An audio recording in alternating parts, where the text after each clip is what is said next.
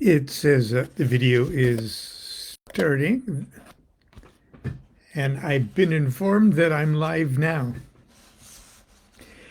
I know what it looks like. It looks like I'm bundled up.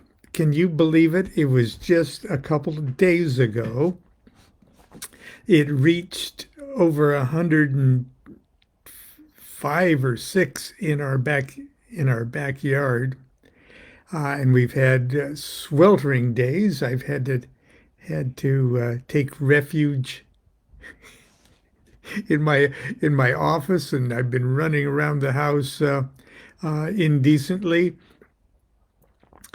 And all of a sudden, it's like in the high 50s and drizzly. And I just got back from my uh, coffee here, and I'm still bundled up. Anyway, welcome to the Order of Monday Morning. And Constance and I are getting the house ready for Monday night magic class uh, tonight. But it's really strange, crazy weather here in Sacramento, and I am not overdressed. The house is rather chilly this morning. Anyway, I just want to talk briefly today on something that has sort of come up in the conversation when Constance and I are preparing for Monday night class. And the class series is on the Thoth Tarot and the magic of the Thoth Tarot. And we last week we were on the Lovers card. We're going through the trumps sequentially, which is kind of a challenge because each card, in a sense, evolves into the next one. And the Lovers card, the alchemical nature of the Lovers card evolves, blends into, melds with, transforms into the dynamics of the chariot card.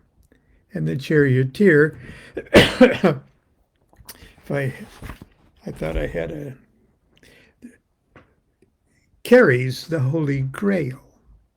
Okay, it's a pretty high card, the chariot card still. It's one of the three cards or three paths that literally cross the abyss from the lower section of the tree to the supernal triad. And the chariot card goes from 5 Gebura or power or strength or the sphere of Mars, straight across the abyss, up that sort of the left pillar when you're looking at the tree, to Binah, number 3, the Great Mother, okay, Babylon. Okay, so in a sense, the chariot card is the delivery boy. He's the Uber driver delivering the Holy Grail to the goddess Babylon Nuit. Okay, but at the same time, he takes the essence of,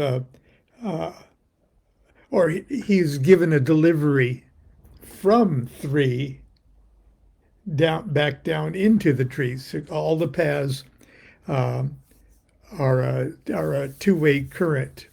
They either power up the influence from below or power down the influence of above, and they do it at the same moment.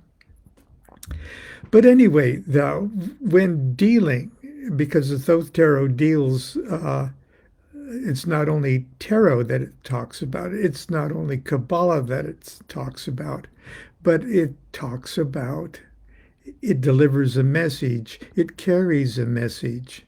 It's it delivers a sermon concerning alchemy. And of course Crowley was poetically inclined to view the mechanism of alchemical transmutation uh, in sexual terms. Okay, so because that's exactly what it is, and there's so much terrible, and sometimes highly amusing uh, speculation on what this is because of Crowley's horrible reputation. Uh, it's easier to uh, and he wanted it to be easy to misinterpret. He figured that anybody with half a brain in their head would understand what he was talking about. And like many things in Crowley's life, he didn't realize that so many of us didn't have half a brain. Uh, but anyway, here's what I've got a videos a series that the Magical Egypt people uh, market. It's called The Sexual Alchemy of the Thoth Tarot, and it's a very lengthy uh, uh, workshop that I did in Australia a number of years ago. But just briefly, okay, if you were trying to explain, well, Grandma, this is I'm into sexual alchemy, or I'm into sex alchemy. Or if Grandma just asked, "Are you into Aleister Crowley? I heard he was all hung up on his pee-pee." Yeah, there's no, Grandma. You got sex magic all wrong. Okay, this is something that you might be able to explain to Grandma. The sex in sexual alchemy refers to nothing salacious, but rather the most common and understandable example in everyday life of being totally absorbed into an extremely high level of consciousness. A level so high that one loses all sense of being separated from God consciousness, totally absorbed into the electricity of the supreme singularity of existence. While the magician is absorbed in this state of bliss or ecstasy, he or she theoretically possesses the same unlimited creative potential as that of Godhead itself. And under the right circumstances, can magically focus that power to create from out of itself any thing, event, or circumstances. This is magic of the highest order. It is a magical secret that is so disarmingly simple in theory, but so dauntingly difficult in execution, that direct communication of its essence is impossible to communicate to anyone who isn't already on the verge of discovering it for themselves. Now, most of the magic, I'm digressing here from my own digression. Most of the magical exercises and techniques that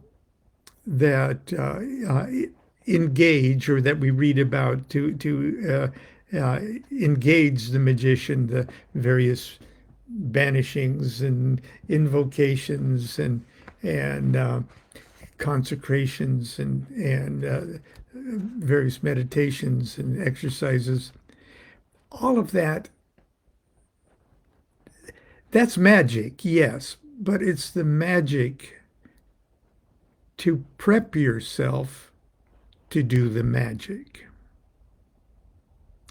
Just like I get emails from people that say, well, I've done the pentagram ritual now twice daily for the last 10 years.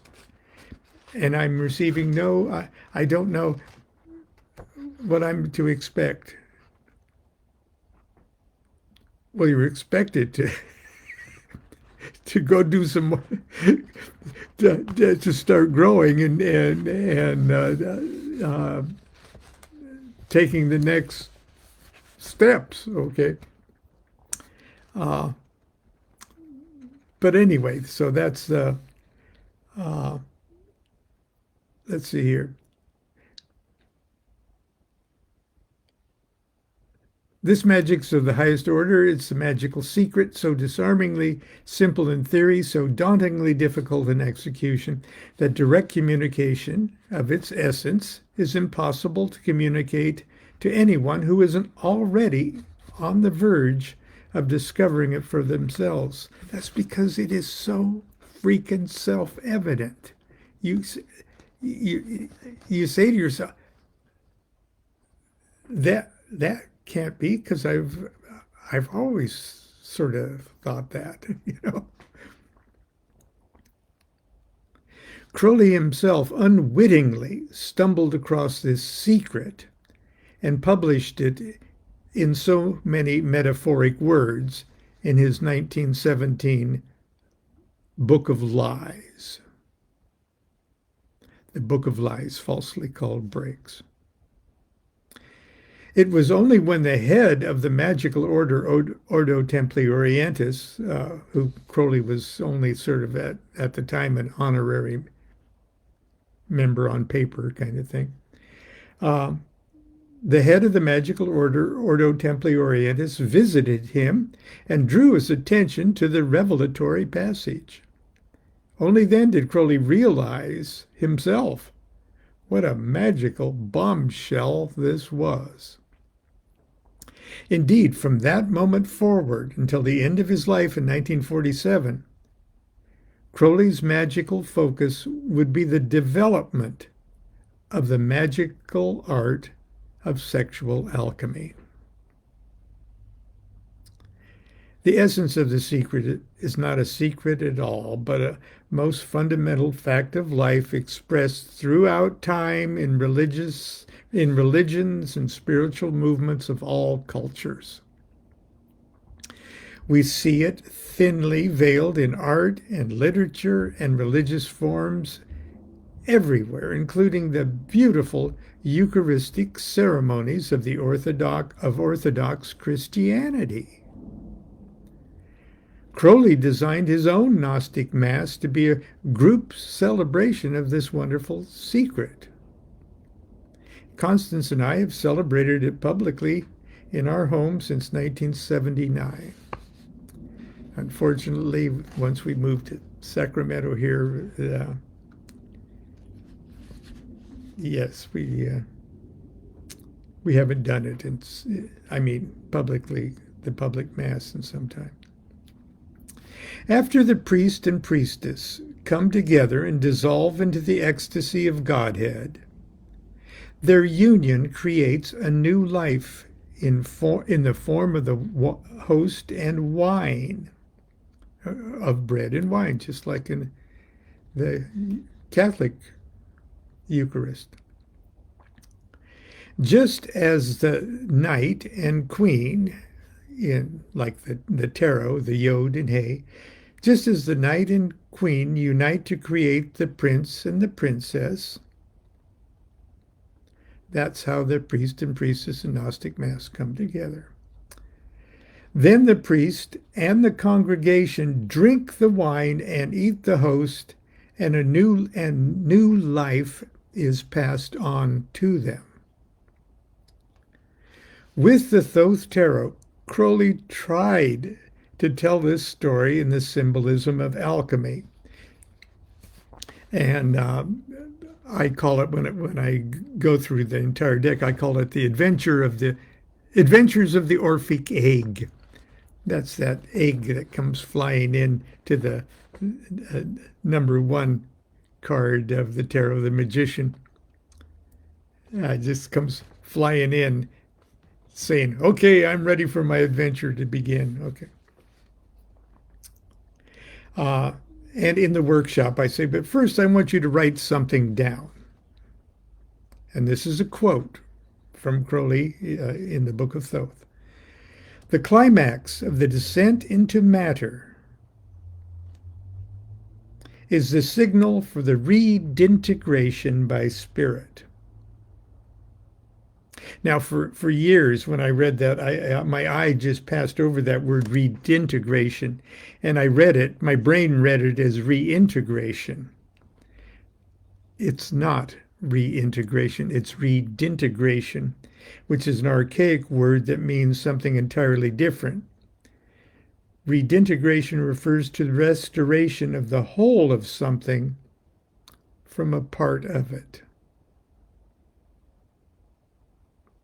Like if you could take a bottle of wine and magically restore the entire crop of grapes that produced that vintage. That's a restoration to a former state. In other words, the climax of the descent into matter, when spirit finally manifests as matter. When the one on the tree of life finally filters itself down and hits rock bottom into matter. Or when in the sun or a star, the star gets so big that the force of its own gravity pushes inward until it hits rock bottom and all the elements turn into iron itself, as thick as it can get. It's the climax of the descent into matter. The star explodes into a supernova, and new stars form in the hydrogen gas. That's the climax of the descent of matter, is the signal for the redintegration, new stars, by spirit. Okay. Now it has been said, okay, let's see if I got something around here. Crowley says that the chapter in the Book of Lies that Crowley, or that the head of the OTO pointed out to him that it contained this big secret. Let's see if I can find it here. Pendulum missiles.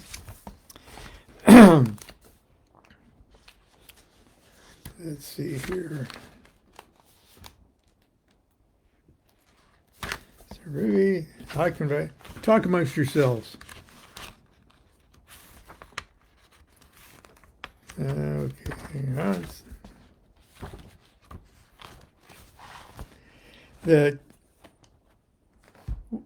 According to Crowley's own account, he got a knock on the door from Theodore Royce, the head of the OTO. Very colorful character, by the way. And he was the head of the OTO, which was a kind of a small esoteric cul-de-sac of European Freemasonry.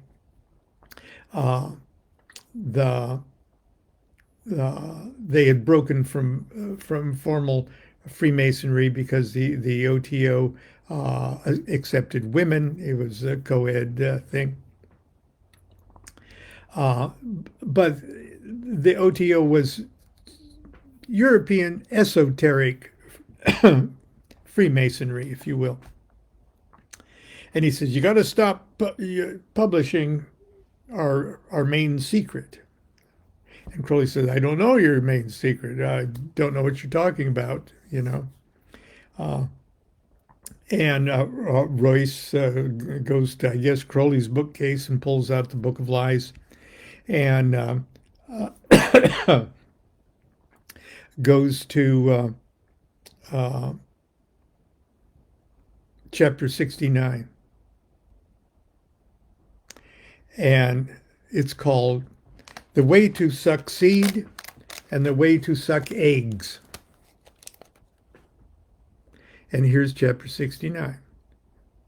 And it's the holy it's a hexagram ritual.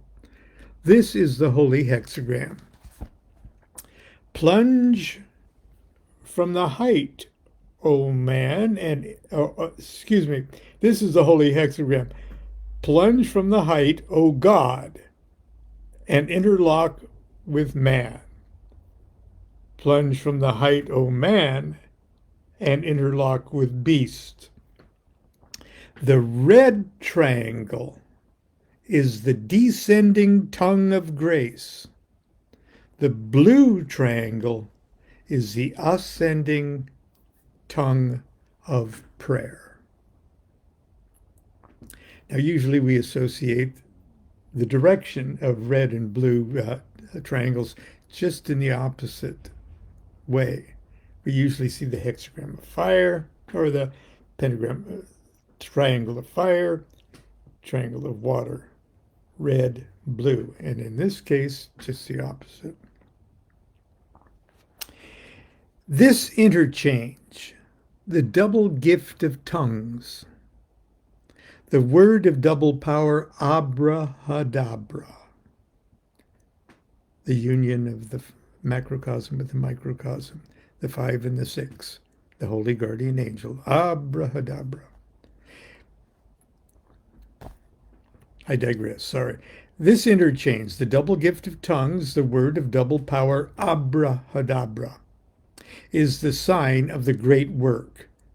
For the great work is accomplished in silence. And behold, is not that word equal to het? That's the Hebrew letter het. And that's what the chariot. That's what Constance and I were talking about.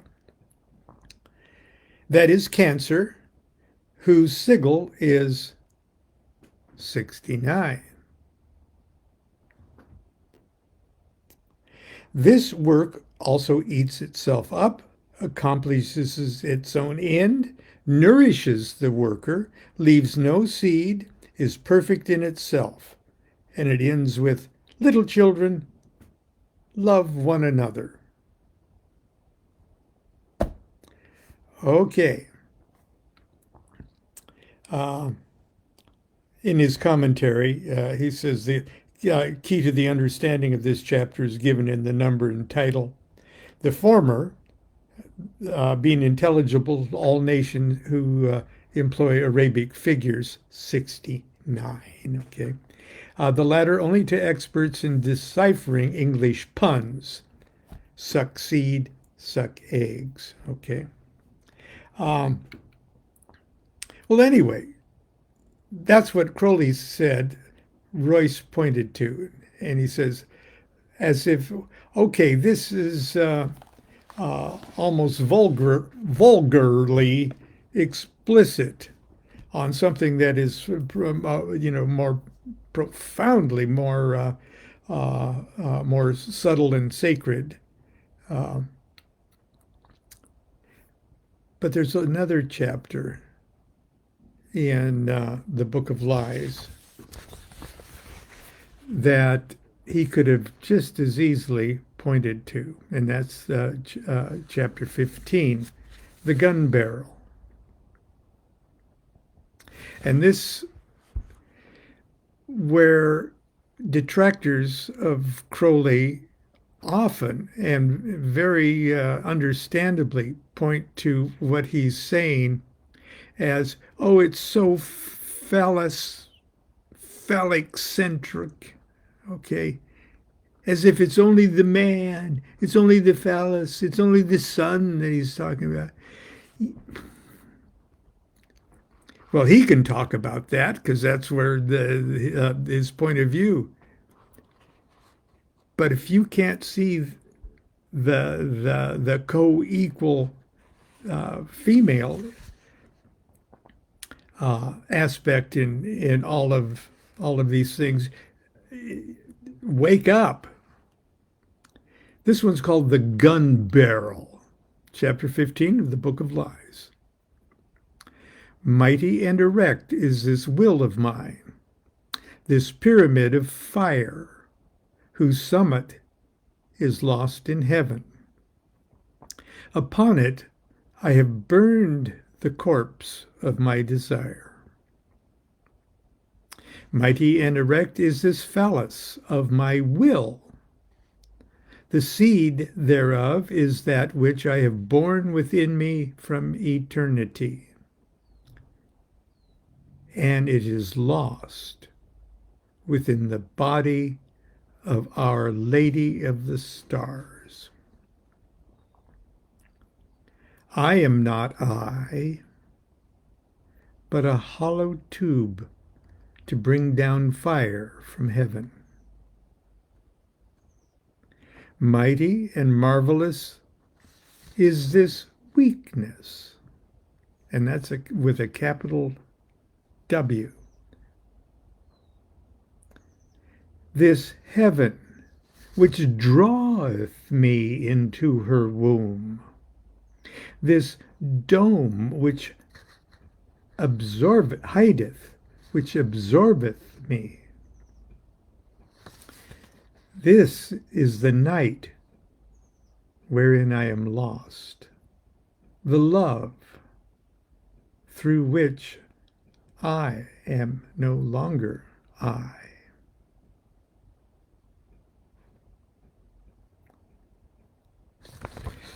Oh, that should be it for today. I don't know if I created more questions than offered answers.